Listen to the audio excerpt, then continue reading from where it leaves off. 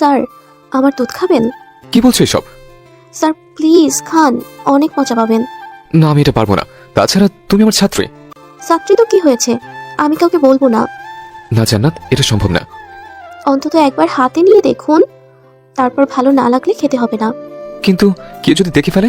বাসায় কেউ নেই স্যার, তাড়াতাড়ি করুন। তোমার আম্মু কোথায়? আম্মু একটু পাশের বাড়ি গেছে। যদি চলে আসে? তাহলে একটু আড়ালে চলুন স্যার। দরজার আড়ালে যাই। কেমন লাগছে স্যার? সত্যি অনেক মজা। আপনি চাইলে প্রতিদিন খেতে পারেন স্যার, আমি আপনাকে লুকিয়ে লুকিয়ে খেতে দিব। জান্নাত আমার ছাত্রী, ওর মা প্রতিদিন ওকে 1 গ্লাস করে দুধ খেতে দেয়, কিন্তু জান্নাতের আবার দুধ পছন্দ না, তাই আমাকে প্রতিদিন এমন করে খাওয়ায়। ছাত্রীর আবদার রাখতে আমিও খাই। অন্য একদিন জান্নাত বলল, স্যার আপনি না খুব আনরোমান্টিক। এই, তোমায় কে বললো আমি আনরোমান্টিক?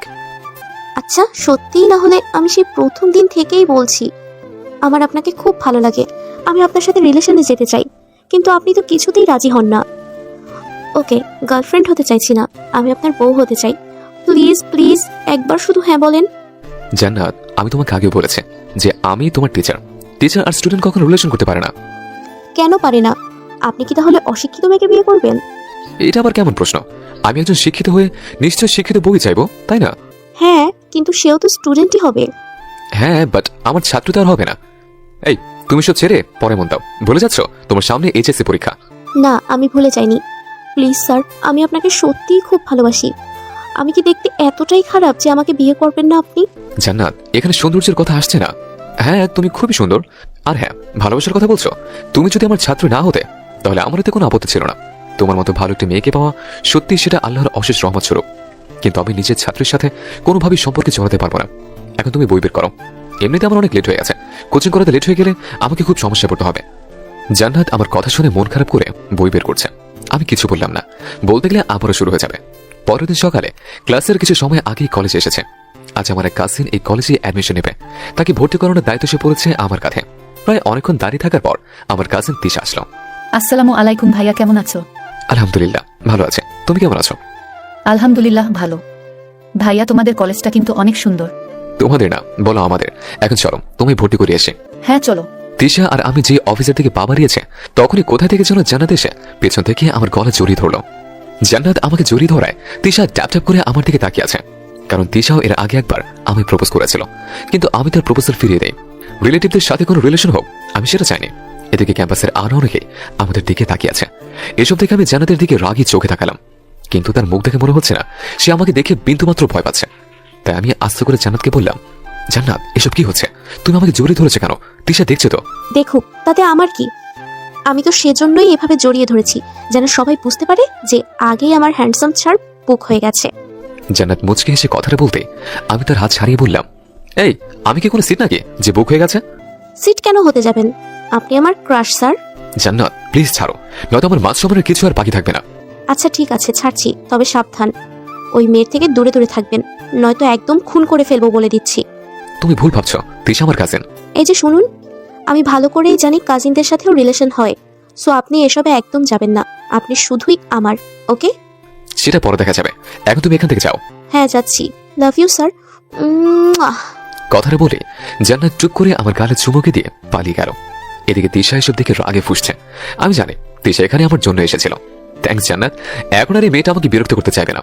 আমি এসব ভাবছিলাম, তখনই তিশা বলল, ভাইয়া এই মেয়েটাই কি আমাদের ভাবি? না, আমার ছাত্রী। এখন চলো তুমি ভর্তি করে আসে। হ্যাঁ কিন্তু তিশাকে আর কিছু বলতে না দিয়ে ওকে নিয়ে অফিসে গিয়ে ভর্তি করে দিলাম। জান্নাত মেয়েটি সত্যি একটা পাগলে।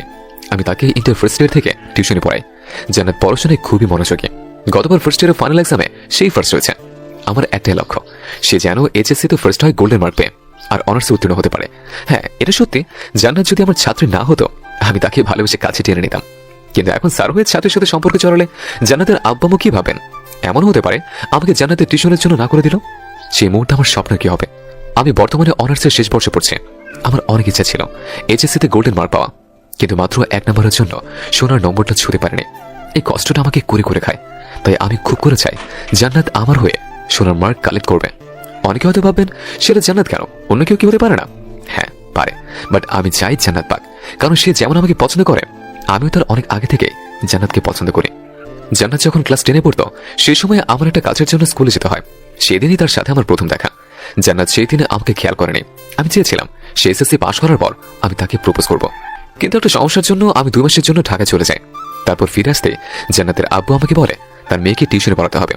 তারপর থেকে আমি চেয়েছি আমার হয়ে আমার ভালোবাসার মানুষটি গোল্ডেন মার্ক পর্যন্ত পৌঁছাবে, কিন্তু যেদিন প্রথম আমি জান্নাতকে পড়াতে চাই সেদিনে লক্ষ্য করেছে জান্নাত আমাকে পছন্দ করে। তার কিছুদিন পরে হঠাৎ ও আমাকে প্রপোজ করে বসে। তার লেখাপড়ার ক্ষতি হবে ভেবে আমি তাকে ফিরিয়ে দিই। তারপর থেকে শুরু হয় জান্নাতের দুষ্টুমি। বইয়ের উপর আমার আর তার নামের অক্ষর প্লাস দিয়ে লিখে রাখে, আর কলেজে গিয়ে যতটুকু সম্ভব আমার উপর নজরদারি চালায়। যেমন আজকে কলেজের সবার সামনে আমাকে কিভাবে জড়িয়ে ধরলো। অবশ্য আমি প্রতিদিন কলেজে যাই না, বাড়িতে থেকে গল্প লিখে ইউটিউবিং করি, আর টিউশনে তো আছে আলহামদুলিল্লাহ। এসব থেকে প্রতি মাসে আমার ভালো ইনকাম হয়। অনেকে পড়ার পাশাপাশি চাকরি খোঁজে, কিন্তু আমার এসব মোটেও ভালো লাগে না। নিজে থেকে কিছু করতে আমি খুব বেশি আগ্রহী। আজ পড়াতে গিয়ে জান্নাতকে ভালো করে টাইট দিতে হবে, নাহলে আমার স্বপ্নটা কোনোদিনই সত্যি হবে না। এই ভেবে আমি রাগে গজগজ করতে করতে কোনো রকমে ক্লাস শেষ করলাম। বিকেলে জান্নাতের বাসায় আসতে জান্নাত আবার আমাকে শক্ত করে